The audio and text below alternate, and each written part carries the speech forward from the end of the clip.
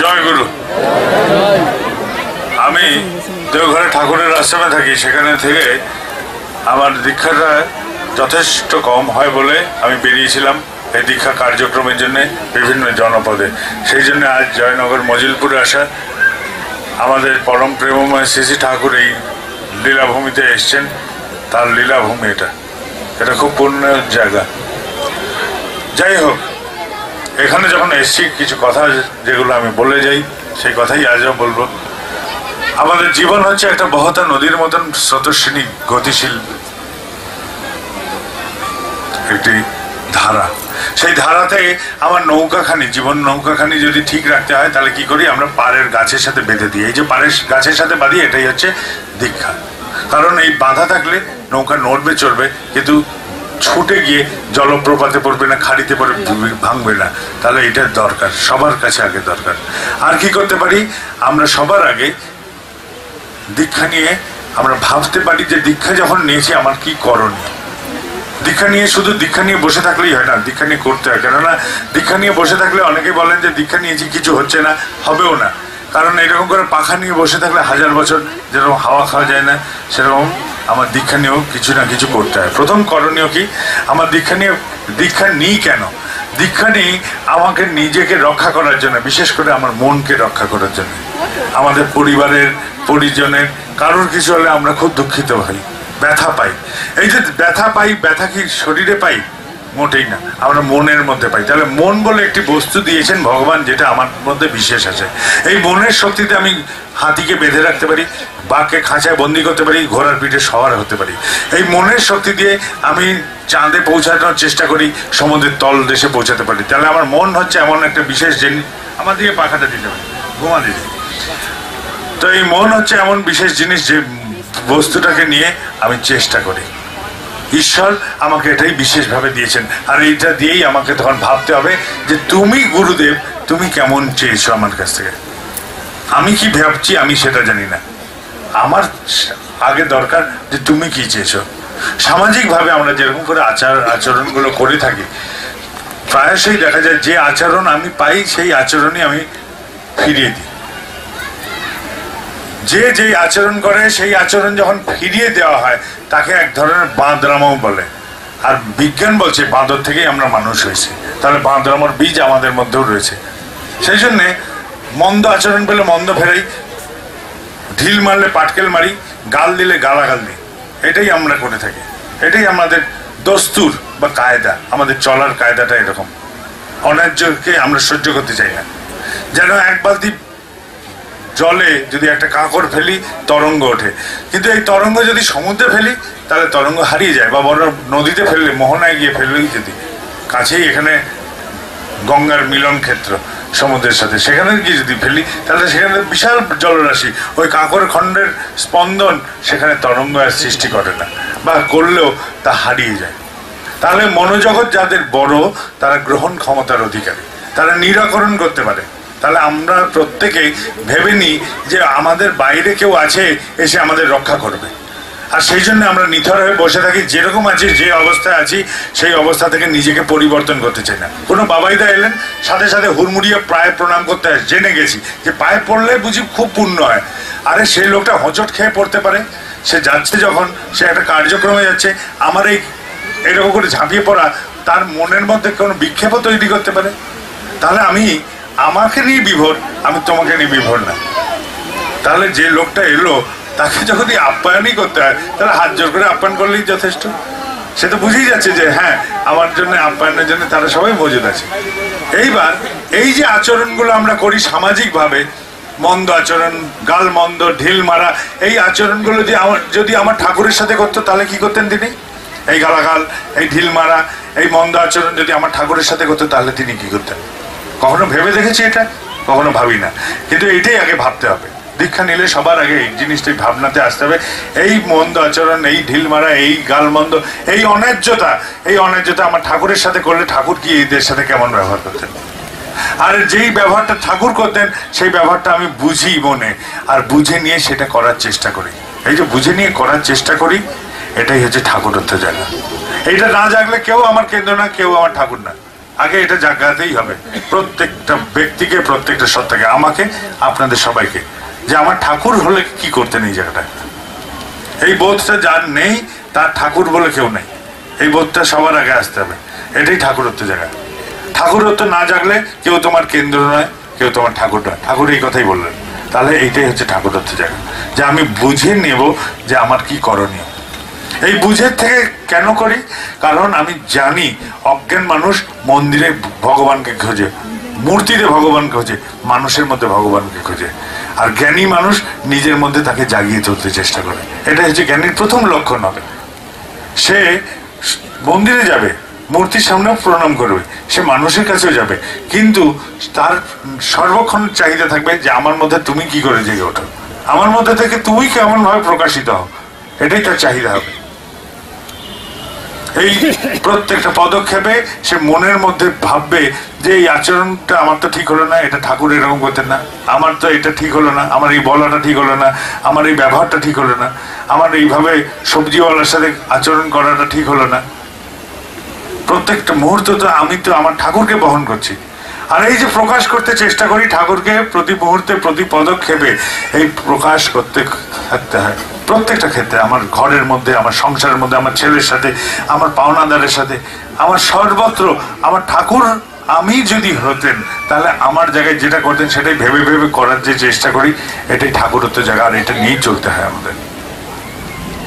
শুধু আমি কি ভেবেছি, আমি কি বুঝেছি, আমার কি প্রাধান্য, এটা মূল কথা নয়।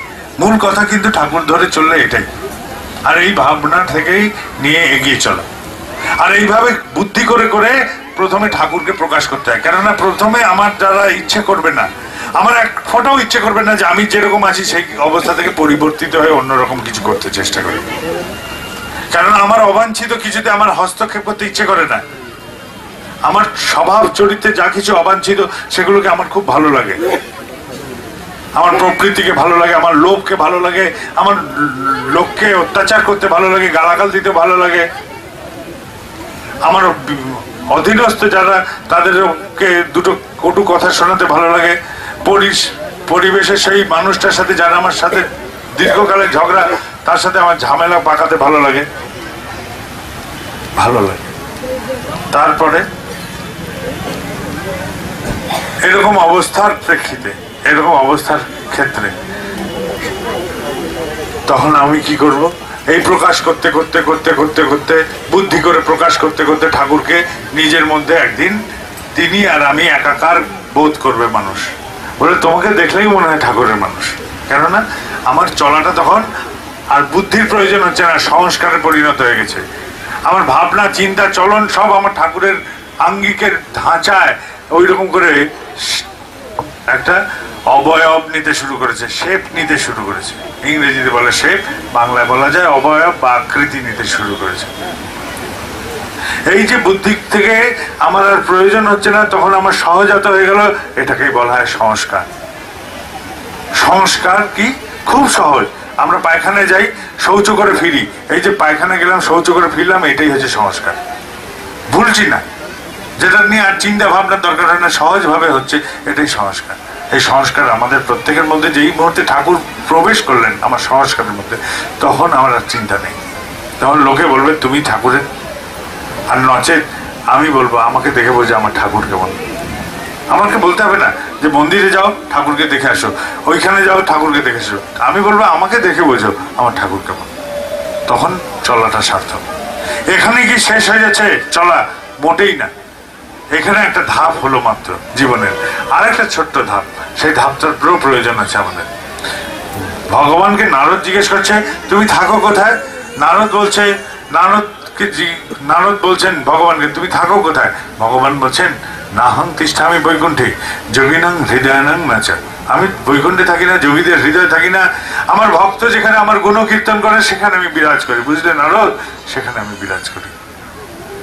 তাহলে তিনি বলছেন যেখানে তার কথা হয়, যেখানে তার গুণকীর্তন হয়, সেখানে তিনি বিরাজ করেন। ওই সবজিওয়ালা, পানওয়ালা, রিক্সাওয়ালা, ভ্যানওয়ালা, যেখানে যেখানে আমি গেছি, যেখানে যেখানে আমার জীবন নিয়ে যায়, সেখানে সেখানে দুদণ্ড হলেও আমি প্রকাশ করার চেষ্টা করি তাকে।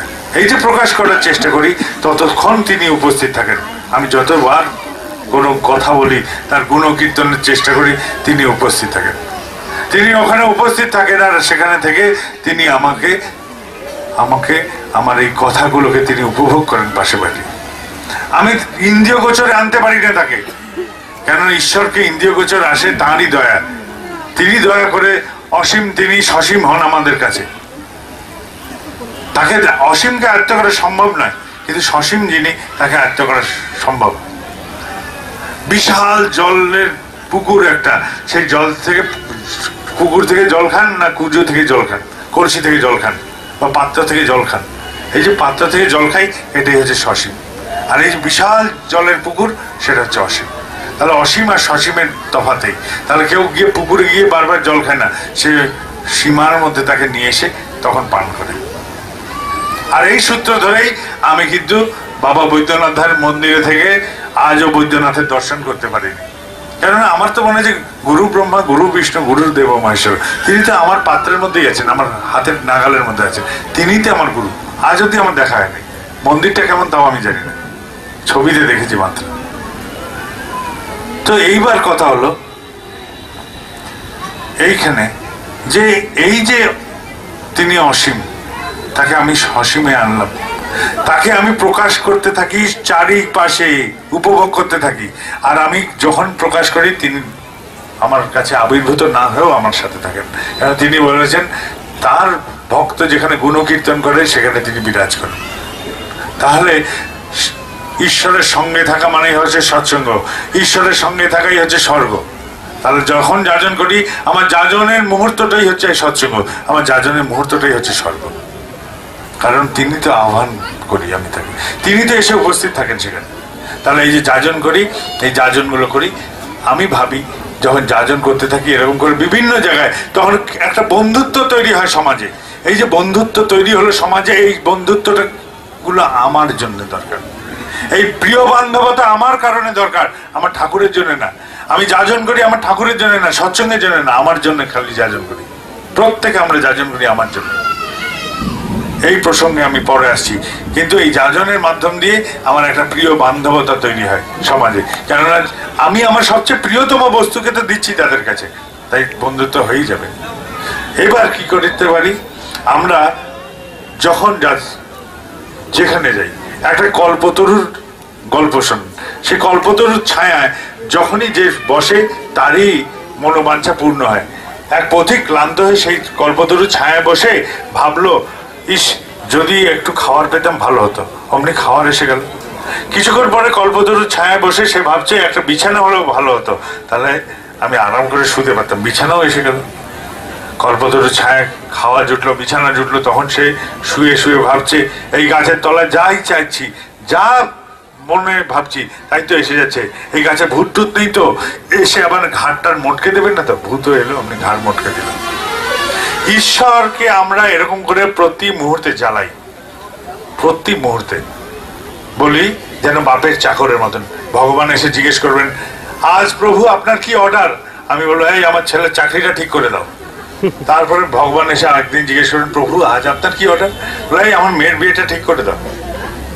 এইরকম করে আমরা ভগবানের সাথে ব্যবহার করি, যেন আমার কথা শোনার জন্য তাকে দরকার, আমার অর্ডারগুলো নেওয়ার জন্য তাকে দরকার। শুনেছি রেস্টুরেন্টে গেলে নাকি অর্ডার নেওয়ার লোক থাকে, তো সেরকম করে তিনিও আসবেন আমার অর্ডারগুলো নিতে। তো এরকম করে অর্ডার নেন।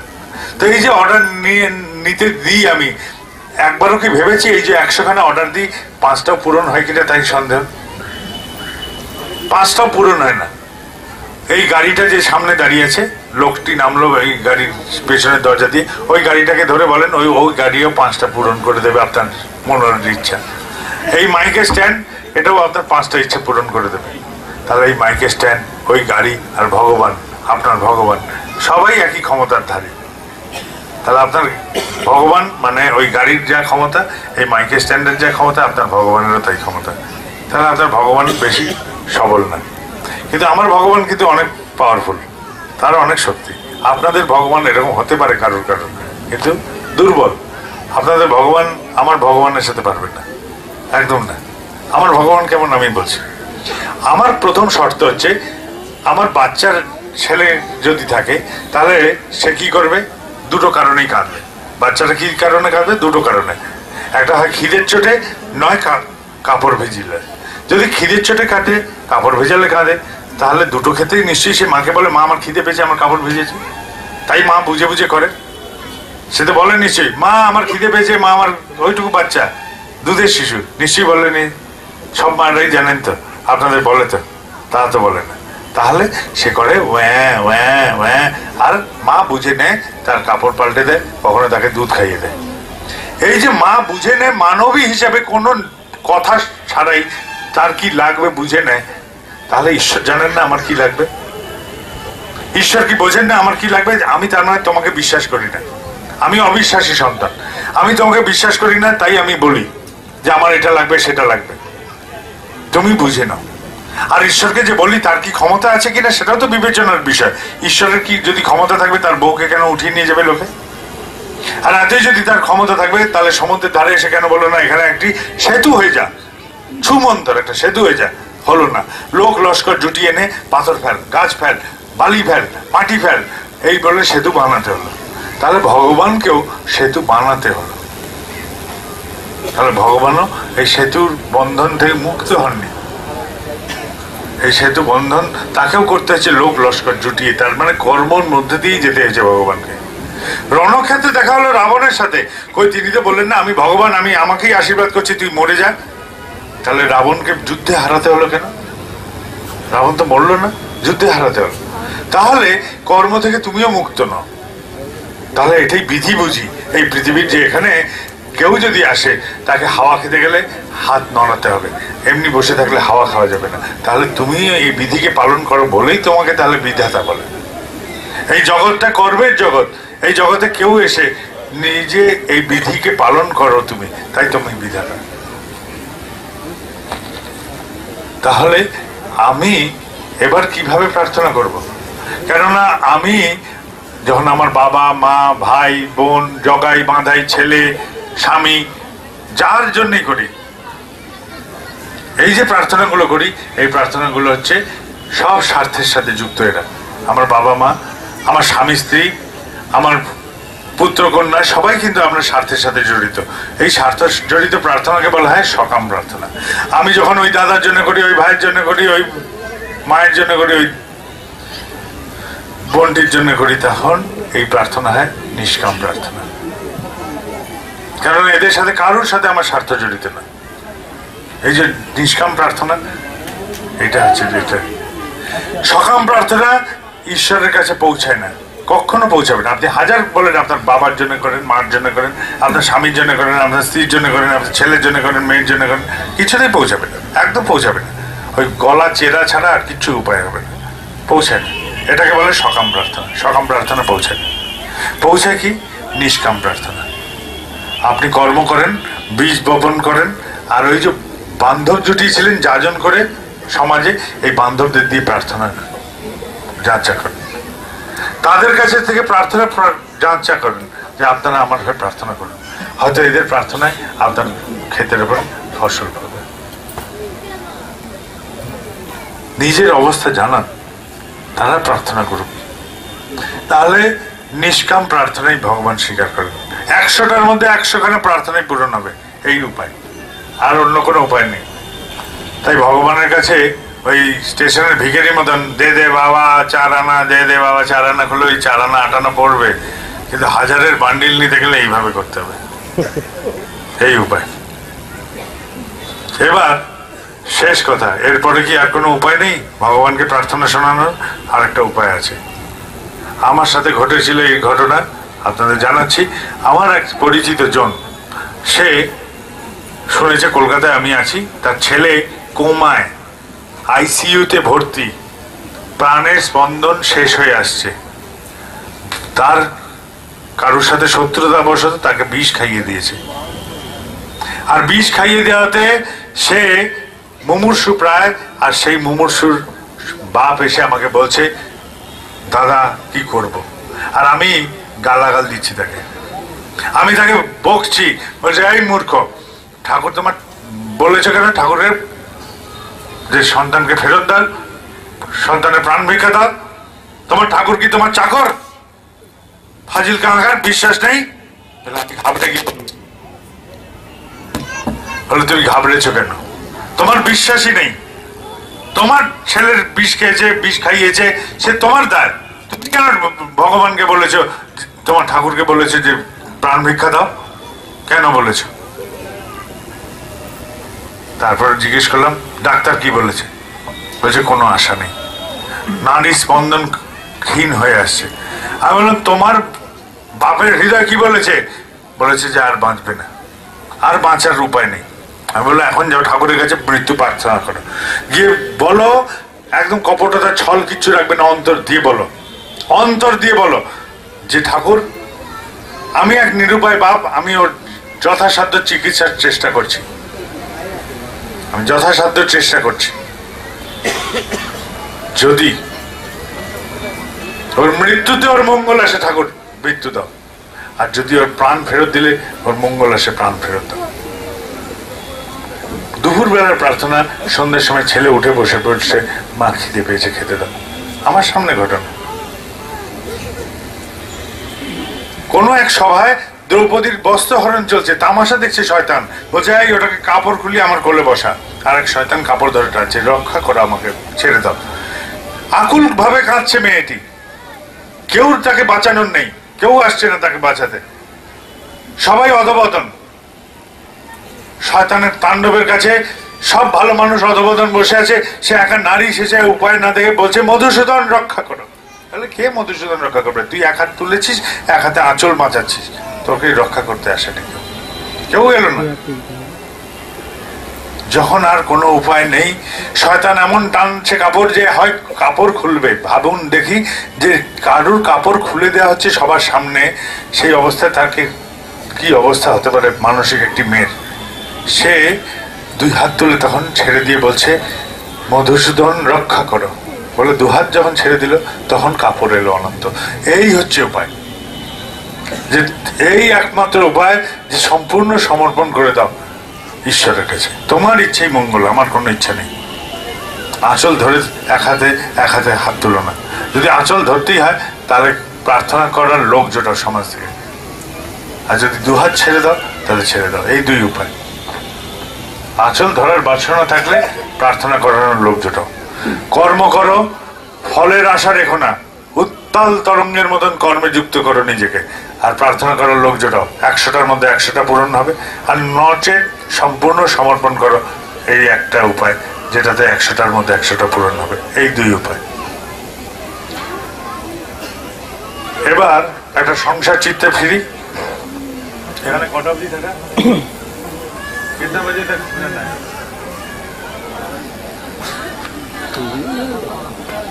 একটা ছোট্ট ঘটনা। সেই ঘটনাটা কিরকম?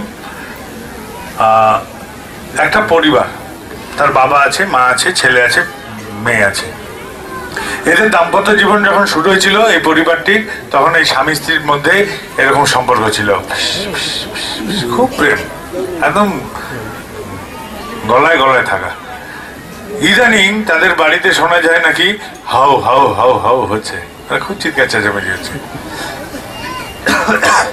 এদের পরিবারের মধ্যে একটা ঘটনা হয়েছে যে কেউ কাউকে আর সহ্য করতে পারছে না, হৃদয় দূরে হয়ে গেছে। এই পরিবারটির দুটো মানুষের হৃদয় দূরে হয়ে গেছে।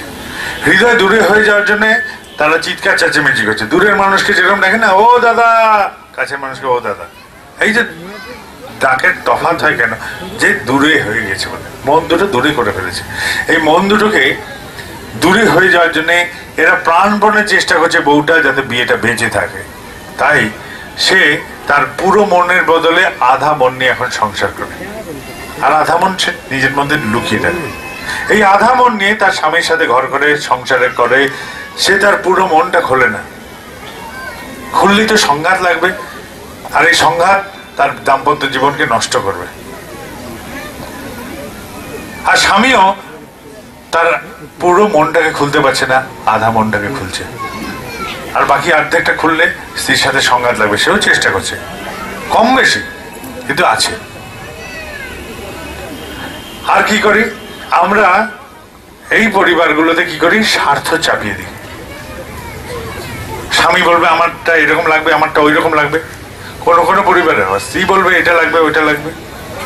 সন্তান বলবে কোনো পরিবারে যে আমার এরকম লাগবে, আমার মেয়ে বলবে এরকম লাগবে।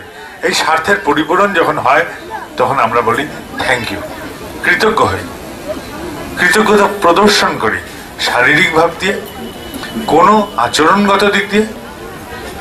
আর এই কৃতজ্ঞতা জ্ঞাপনকেই আমরা বুঝে নিই, এটাই বুঝি প্রেম। পেল, স্বার্থের পূরণ হলো, অমনি সে কৃতজ্ঞতা প্রকাশ করলো। এই প্রকাশকেই ভাবি প্রেম। কিন্তু ঘটনাটা তো তা না। ঘটনাটা কিরকম হবে, আমার বউ আমার রান্না বান্না দেখাশোনা কিছু করবে না, তাও আমি তাকে ভালোবাসি। আমার স্বামী আমার কোনো খেয়াল রাখবে না, খবর রাখবে না, তাও আমি তাকে ভালোবাসি। আমার বাবা আমার কাপড় চোপড় টাকা পয়সা কিছু দেবে না, তাও আমি তাকে ভালোবাসি। কোনো শর্ত নেই, কোনো স্বার্থ নেই। এটাই হচ্ছে প্রেমের প্রথম লক্ষণ। আমার পরিবারে যখন আমরা একসাথে থাকি তখন একজন খবরের কাগজ নিয়ে, একজন টিভি নিয়ে, একজন আবার মোবাইল নিয়ে ব্যস্ত। খবরের কাগজটা কোথাকার, বাইরের খবর। টিভি কোথাকার, তাও বাইরের।